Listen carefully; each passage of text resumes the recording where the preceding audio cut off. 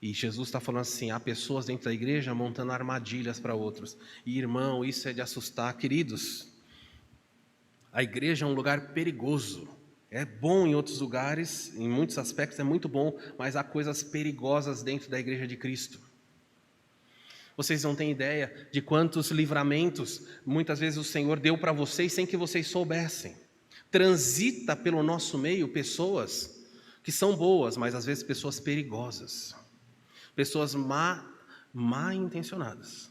Pessoas cuja motivação é destruir casamentos. Há mulheres que adentram igrejas para destruir relacionamentos. Já entram na igreja com esse plano. Há homens que entram na igreja para corromper jovens. Há pessoas que vêm para a igreja cuja atenção é focar na pedofilia, corromper crianças, explorar crianças. Na nossa região do Vale do Paraíba, havia um professor da escola dominical que era pedófilo. E ele fazia um trabalho com crianças, e ele chamava as crianças para sua casa para ter uma tarde de lazer. O diabo puro dentro da igreja. Graças a Deus, Deus tem nos livrado.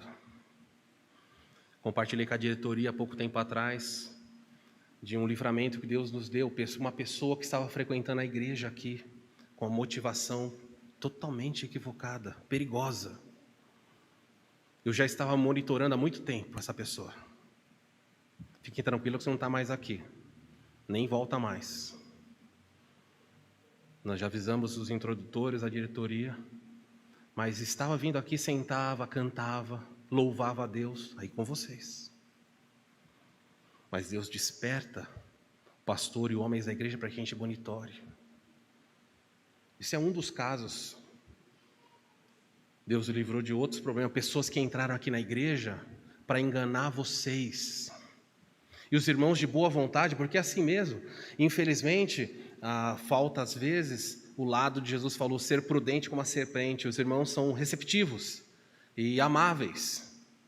E já passaram pessoas por essa igreja recente, nos últimos 2 meses, pessoas que vieram a essa igreja com o intuito de arrebanhar vocês.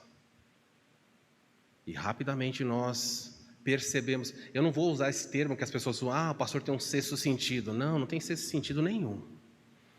Mas algo acontece.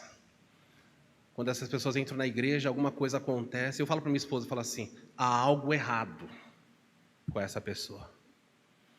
É sua impressão? Eu falei, é minha impressão, mas há algo errado. Eu não sei o que é, mas vou descobrir. E muitas vezes já falo para a diretoria da igreja, eu falo assim, atenção nessa pessoa, nessa mulher, nesse casal. Havia um casal que andou entre nós aqui, que acredita, por exemplo, em regressão. Se você tem um problema, está passando por um problema na sua vida, qualquer um, venha ao meu consultório, eu vou fazer uma regressão. Apresentaram-se como crentes, mas iam levar alguns crentes daqui, dessa igreja, para fazerem terapia de regressão, para descobrir quais são os seus traumas, quem sabe foram seus pais, quem sabe até foram em vidas passadas. Mas nós rapidamente chegamos. Irmãos, há perigos na igreja. E esse texto, Jesus está dizendo isso, eu sei que aí dentro da igreja de vocês são fortes quanto o touro. Estão na cidade resistindo ao trono do diabo, mas vocês toleram na igreja os servos de Balaão. Eles estão ensinando imoralidade, e aí ele apresenta as armadilhas, cuidado com as armadilhas. Eu vou colocar as 3, porque nesse caso foram as 3 que esses homens apresentaram. De dentro da igreja de Pérgamo, haviam pessoas ensinando a igreja a viver na imoralidade. Imoralidades que assustariam até os homens mais perversos dos nossos dias. Existia na região de Antioquia, onde os crentes foram chamados pela primeira vez de cristãos, uma cidade ou um templo, uma região chamada Dafne. Em Dafne havia um templo a Apolo, a Afrodite, e existiam prostitutas, era um lugar para ricos, e eles iam lá, existiam prostitutas cultuais. E todo tipo de orgia e baixaria era praticado lá.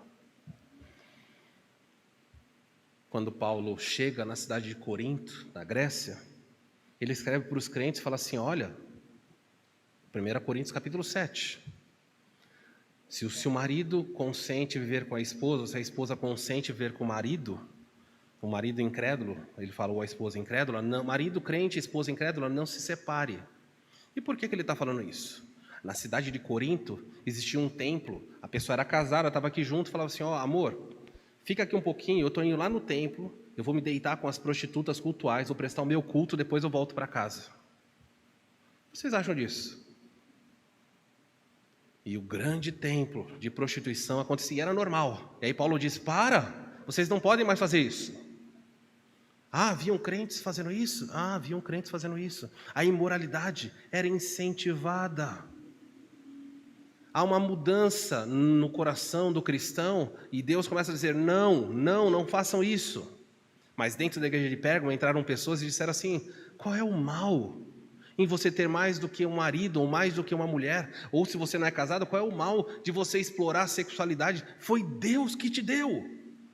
Viva a sexualidade. Você está sofrendo porque você é alguém reprimido. A igreja está colocando grilhões na sua vida. Vá explorar a sua sexualidade.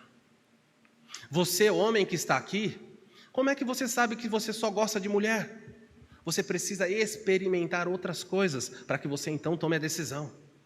Isso está acontecendo dentro das igrejas? Dentro das igrejas já estão ensinando isso. Você precisa dar aula para as crianças para que elas escolham o que elas querem ser. Ali em cima não tem menino ou menina. Eles dizem que ali em cima tem pessoas que vão definir o que querem ser. E eles estão dentro da igreja. E se a igreja de Cristo não perceber isso, Jesus falou assim, eu vou contra vocês, porque vocês estão tolerando o pecado. Não adianta enfrentar o diabo lá fora e deixar o pecado dentro da igreja. Porque a igreja não cai por fora. Escute o que eu estou dizendo, nenhuma igreja tomba por ataque do inimigo. Ela tomba de dentro. E o diabo sabe disso. Você pode estar sentado aqui hoje com uma vida suja, na imoralidade, achando que é normal. E você talvez seja dentro da igreja a armadilha que o diabo montou. Há pessoas dentro da igreja que ensinam a idolatria. No caso lá deles, era idolatria ao imperador. Não tem problema não, cultua o imperador, está tudo certo. Há pessoas hoje na igreja ensinando a idolatria também a outras coisas. Você idolatra o quê? Bens? Não tem problema. Vá atrás dos seus sonhos, siga o seu coração. Viva, desfrute. Não importa o que digam para você. Nada pode ser proibido. Essa era a igreja de Pérgamo, uma igreja permissiva. Ou então, talvez mais próximo a nós aqui, ensinavam em Pérgamo, os nicolaítas, né, ou o pessoal de Balaão aqui, eles ensinavam que participar das festas do mundo não tinham nenhum problema. O que acontecia naquela época? Os animais eram levados para o templo, eram sacrificados, uma parte do animal era queimada, outra parte era desmembrada e vendida nos mercados. Então, se você comprasse a carne que foi sacrificada aos animais, essa carne muitas vezes era mais barata. E Paulo disse que comer aquela carne não tem problema nenhum, porque o ídolo não é nada. Mas Paulo fala, não faça isso por causa da consciência das pessoas. Mas se você for no mercado, Paulo falou, e você for comprar, você não pergunta se essa carne é sacrificada a um ídolo ou não. Não é certo fazer isso. Aliás, nem hoje você faz. Você pergunta isso no açougue? Quando chega lá e fala, essa picanha é gospel, você faz isso? Já perguntou alguma vez? Esse porco aí é um porco, como é que é? É mais puro ou impuro? Como é que é? O dono dele é crente? Você faz isso? Não faz, você não pergunta. Nem na padaria, você nunca faz isso. Mas se você tivesse um açougue e a pessoa fala assim, tá vendo essa picanha? Estou vendendo mais barato porque foi feita uma oferenda para tal divindade, hoje nós mataram muitos, fizeram oferenda e hoje queremos vender para você. E aí Paulo fala assim, fuja disso. Não porque a carne tem algum problema, mas por causa da consciência da pessoa, que sabendo que você é um crente, vai pegar uma carne sacrificada. Paulo diz, você não deve fazer isso. Mas se você entrar no açougue e comprar, não pergunte nada, só compre e vá embora.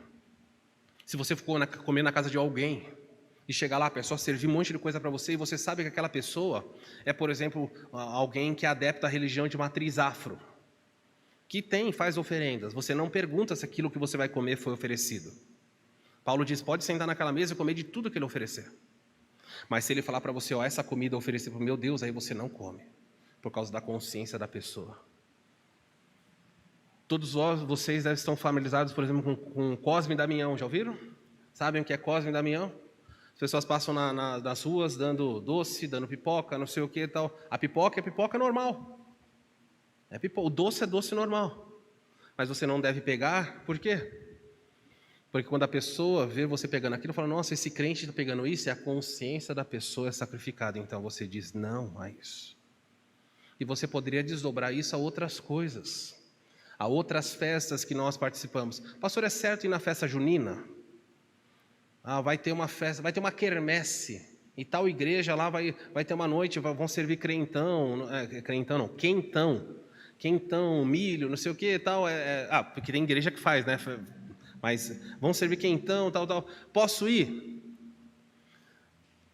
O crente tem que discernir o que está acontecendo. Às vezes a festa é numa escola que não tem nenhuma conotação religiosa. Mas às vezes a festa é numa igreja que tem uma forte conotação religiosa.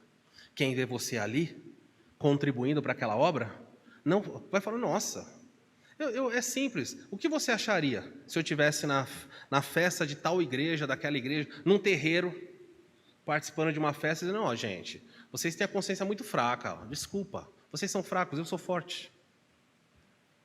Paulo diz, eu não posso sacrificar ninguém pela consciência, mas dentro da igreja de Pérgamo existiam pessoas convidando outros para a festa. Isso acontece hoje? Acontece. Aqui na nossa igreja já aconteceu.